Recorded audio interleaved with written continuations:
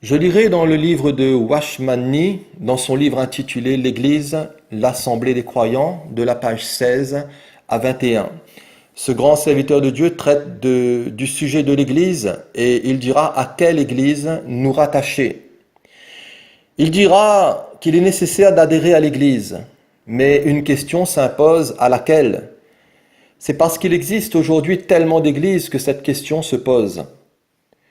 Durant les 2000 ans d'histoire de l'Église, de nombreuses églises ont été suscitées à différentes époques. Le temps est donc l'une des causes de multiplicité d'églises. En outre, comme ces églises se sont formées à différents endroits, la cause est d'ordre géographique. De plus, c'est au travers de divers hommes que des églises ont été établies. Et l'une des causes de multiplicité est donc liée aux hommes. En plus de ces trois causes, le temps, l'espace et les personnes, divers accents ont été mis pour privilégier l'une ou l'autre des vérités bibliques. La parole de Dieu présente tant de facettes de la vérité que les hommes ont eu tendance à fonder des églises sur une vérité bien spécifique.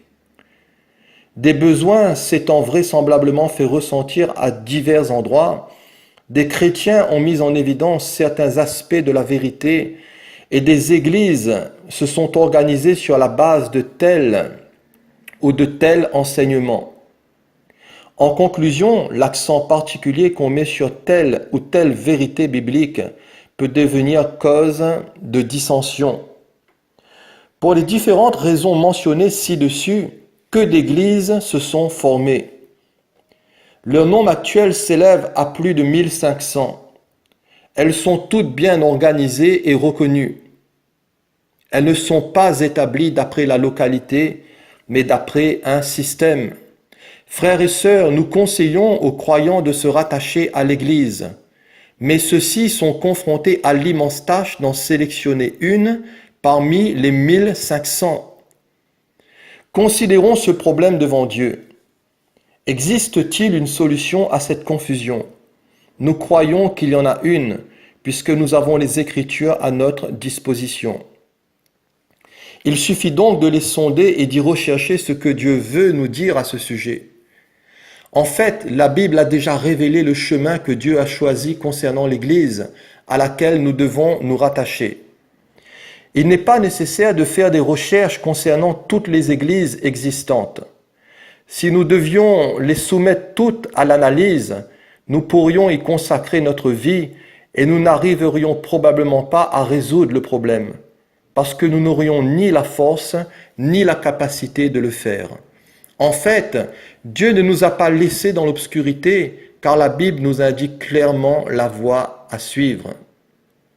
L'Église locale est la voie que Dieu nous montre. La Bible nous donne des directives très simples concernant l'Église. Celles-ci sont claires et dépourvues de toute confusion. En lisant les versets d'introduction des Épîtres, des Actes et le premier chapitre de l'Apocalypse, nous y trouvons les expressions suivantes. L'Église de Jérusalem, Acte 8, verset 1. L'Église de Dieu qui est à Corinthe, 1 Corinthiens chapitre 1, verset 2. Aux 7 églises qui sont en Asie, qui sont l'église à Éphèse, l'église à Smyrne, l'église à Pergame, l'église à Thyatire, l'église à Sardes, l'église à Philadelphie et l'église à Laodicée. Apocalypse chapitre 2, verset 1, verset 8, 12 et 18. Dans la Bible, les églises sont séparées les unes des autres. Mais qu'est-ce qui définit cette séparation? Un seul et unique facteur. N'importe qui peut le voir, car il apparaît clairement. La Bible autorise l'Église à être répartie en plusieurs églises, pour autant que celle-ci se place sur le seul et unique terrain de la localité. Corinthe était une ville, Éphèse, Colosse, Rome et Philippe également. Ainsi donc, l'Église se répartit en églises par rapport à un seul facteur, la localité. La Bible ne nous fournit aucun autre critère de division. La localité ou la ville est l'entité de base. Corinthe, Éphèse et Colosse étaient toutes des villes. La frontière de l'Église est donc celle de la ville. La localité constitue l'entité de base. Une Église qui compte peu de membres prend la localité comme unité de base. Il en est de même pour une plus grande Église. Ce qui est plus petit que la localité ne pourra pas être considéré comme une Église. Et ce qui est plus grand que la localité ne pourra pas non plus être appelé Église. 1 Corinthiens 1 l'indique clairement. Nous y voyons l'Église qui était à Corinthe.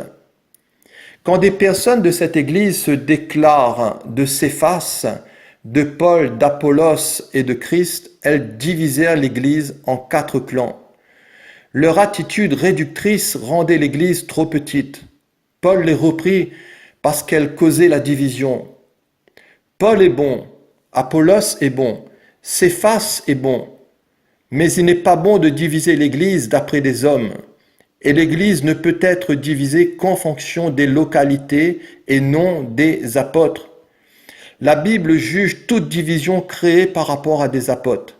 Elle en parle en disant qu'il s'agit de divisions charnelles, et ces divisions aboutissent à des sectes.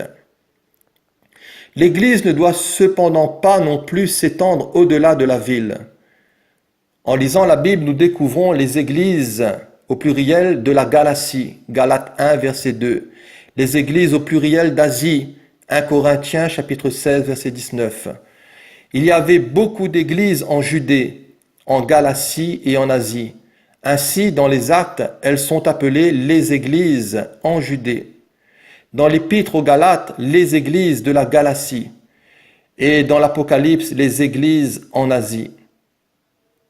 La Judée avait jadis été une nation, mais en ce temps-là, elle était une province romaine.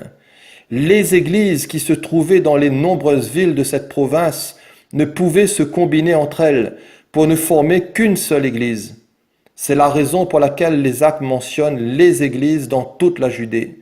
La Galatie était aussi une province romaine et non une simple ville, non une localité. Il y avait bon nombre d'églises dans cette région également. En conséquence, le pluriel du mot église fut utilisé pour désigner les églises de la Galatie. Ces églises ne furent pas appelées l'église en Galatie, mais les églises en Galatie. Ceci nous montre donc que la frontière de l'église ne doit pas dépasser celle de la localité. Il en est ainsi des églises d'Asie qui ne sont pas mentionnées au singulier mais au pluriel. Éphèse, Myrne, Pergame, Thyatire, Sardes, Philadelphie et Laodicée étaient 7 localités d'Asie. Mais elles ne s'étaient pas mises ensemble pour devenir une grande église. Elles étaient bel et bien au nombre de 7. Il ressort très clairement d'après la Bible qu'une église ne peut avoir d'autre nom que celui de la localité dont laquelle elle se trouve. Il ressort très clairement d'après la Bible qu'une église ne peut avoir d'autre nom que celui de la localité dans laquelle elle se trouve. Elle ne doit pas être désignée sous le nom d'un homme. Elle ne doit pas être désignée sous le nom d'une doctrine, d'un système ou d'une cause historique. La parole de Dieu n'admet aucune séparation basée sur des hommes, sur des nations ou des doctrines. Elle n'autorise que la répartition d'après la localité. Le croyant appartient à l'église de la localité où il habite. S'il veut changer d'église, il doit déménager dans une autre ville. Dieu n'admet que les répartitions établies sur la base de la localité et il n'en justifie aucune autre. Comment nous rattacher à l'église ? Pour conclure, posons-nous une question. Comment allons-nous nous rattacher à l'Église ? Jamais nous ne trouvons dans la Bible l'expression se rattacher à l'Église. Pourquoi donc ? Parce que dans un certain sens, nul ne peut se rattacher à l'Église. Si nous sommes invités à nous rattacher à l'Église, c'est la preuve que nous nous trouvons encore à l'extérieur de celle-ci. Mon oreille peut-elle se décider à rejoindre mon corps? Non. Car si elle est une partie de mon corps, elle l'est par naissance. Et si elle ne se trouve pas dans mon corps, il lui sera impossible d'en faire partie un jour. Nous n'avons pas à nous rattacher à l'Église, car nous sommes déjà une partie de l'Église de par notre nouvelle naissance. Lorsque, par la miséricorde de Dieu, un homme est convaincu de péché, qu'il est racheté et pardonné par le sang précieux et qu'il reçoit une nouvelle vie, il n'est pas seulement régénéré par la vie de résurrection, mais il est aussi placé dans l'Église par la puissance de Dieu. C'est Dieu qui l'y met. Ainsi, dès cet instant, il est dans l'Église. Il en fait partie. Il n'a donc pas besoin d'y adhérer. D'aucuns pensent devoir se rattacher à l'Église. Mais soyons bien clairs, tout ce à quoi il est possible de se rattacher ne peut être la chose véritable. Aucun chrétien ne peut rejoindre la vraie Église de Dieu, même s'il le désire. En effet, toute personne qui appartient au Seigneur, qui est née du Saint-Esprit, se trouve déjà dans l'Église et n'a pas besoin de faire quoi que ce soit pour s'y rattacher. Il n'est donc ni nécessaire ni possible de se rattacher à l'Église. Personne ne peut entrer dans l'Église en y adhérant. Ceux qui s'y trouvent déjà n'ont pas besoin de s'y rattacher. Le désir de la rejoindre révèle qu'on est encore à l'extérieur. Le facteur déterminant consiste à savoir si on est né de Dieu. Si quelqu'un est né de Dieu, il est déjà dans l'Église. S'il n'est pas né de Dieu, il lui sera alors impossible de se rattacher à l'Église, s'il refuse la nouvelle naissance. Cette entité comparative qu'est le corps n'est-elle pas merveilleuse? On ne peut se rattacher au corps en s'inscrivant sur un registre ou en passant un examen d'entrée. Tous ceux qui sont nés de Dieu sont déjà dans l'Église. Ils n'ont donc pas besoin de faire des démarches pour y souscrire. Alors pourquoi essayons-nous de nous convaincre de nous rattacher à l'Église? Nous utilisons cette expression par simple commodité. En réalité, vous qui avez cru au Seigneur faites déjà partie de l'Église. Mais vos frères et vos sœurs spirituels ne le savent peut-être pas. Vous avez cru au Seigneur, mais les frères et les sœurs l'ignorent. Vous avez été rattachés, mais l'Église n'en a peut-être pas conscience. Puisque la foi vient du cœur, il se peut que les autres ne sachent pas que vous avez cru.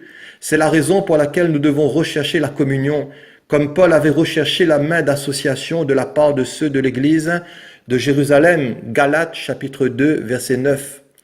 Nous devons nous rendre à l'Église pour leur dire que nous sommes aussi chrétiens et leur demander de nous recevoir en tant que tels. Puisque les hommes ne sont pas au courant de notre conversion, nous devons leur annoncer que nous sommes frères et sœurs pour qu'ils puissent nous accueillir, nous recevoir. Cela est tout différent d'une action telle que adhérer à un mouvement. C'est parce que mon père est chinois que je n'ai pas besoin de me faire naturaliser chinois. Mais une fois devenu croyant, si je ne me suis pas encore connu de l'Église, je dois me rendre auprès de mes frères et sœurs en Christ pour leur demander de me reconnaître et de m'accepter dans la communion. Si les frères et sœurs découvrent que je suis l'un des leurs, c'est-à-dire un vrai croyant, ils me recevront comme un enfant de Dieu. Tel est le vrai sens que nous devons et que nous voulons donner à l'expression nous rattacher à l'Église. Vous qui êtes déjà à Christ devez apprendre à rechercher la communion avec les enfants de Dieu. Et grâce à la communion du corps, vous pourrez servir Dieu de la bonne manière. Si vous, les jeunes croyants, pouvez recevoir cette lumière, vous progresserez sur le sentier spirituel. Remercions Dieu de sa miséricorde.